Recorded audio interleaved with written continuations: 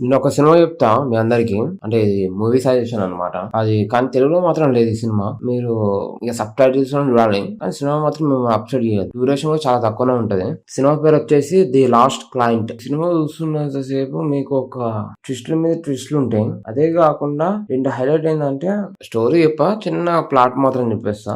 కన్న కొడుకే తల్లి మీద రివెంజ్ తీసుకుంటాడు. ఎందుకు తీసుకుంటాడు? తీసుకోవాల్సిన అవసరం ఏముంది? అది మీరు సినిమాలో చూడొచ్చు. మంచిగా ఉంటది. అసలు నేను ఇది చెప్పకూడదు కానీ చెప్పిన, ఎందుకంటే ఇది చెప్తే మీరు చూసే అవకాశం ఉంది. అండ్ మనోడు ఆ తల్లికి పెద్ద శిక్ష ఇస్తాడు అనమాట. లాస్ట్ వరకు క్లైమాక్స్ మాత్రం ఘోరం ఉంటుంది. ట్విస్ట్ చిన్న చిన్న శిక్షలు అవి ఇవి కాకుండా మనం రివెంజ్ చాలా గట్టిగా ఇస్తాడు అనమాట ఆ కన్న తల్లికే. చూసేయండి, మంచిగా ఉంటుంది సినిమా. మిమ్మల్ని మాత్రం అప్సెట్ అయితే అవ్వరు. అసలు బాగుంటది. స్క్రీన్ ప్లే కూడా బాగుంటది. అండ్ క్లైమాక్స్ లో మిమ్మల్ని కొద్దిగా అట్లా చేయడం మంచిదే అని అనిపిస్తుంది. అంటే తల్లికి అట్లా చేయడం మంచిదే అని అనిపిస్తుంది. అండ్ అంటున్నా అంటే అర్థం చేసుకోండి. సినిమా మీరు ఒకసారి చూసినాక మీరు అదే మాట ఆమెకు అట్లా చేయడం మంచిదే అని మీరు కూడా కామెంట్ లో పెడతారు. పక్క తప్పేం లేదు ఆమెకు అట్లా చేయడంలో. చేసి మంచి పని చేసిన అంటారు మీరు ఒక కామెంట్ లో. ఒకసారి చూసేయండి. చూసిన తర్వాత ఇది ఎందుకన్నా మీకే వెళ్తుంది. కొద్దిగా కొత్తగా ఛానల్ పెట్టినా కొద్దిగా సబ్స్క్రైబ్ చేసుకుంటే మంచిది. కొద్దిగా లైక్ కూడా కొట్టండి, బూస్ట్ ఇవ్వండి. ఇట్లాంటి మంచి మంచి మూవీ సజెషన్స్ ఇస్తా, కొన్ని రివ్యూస్ ఇస్తా.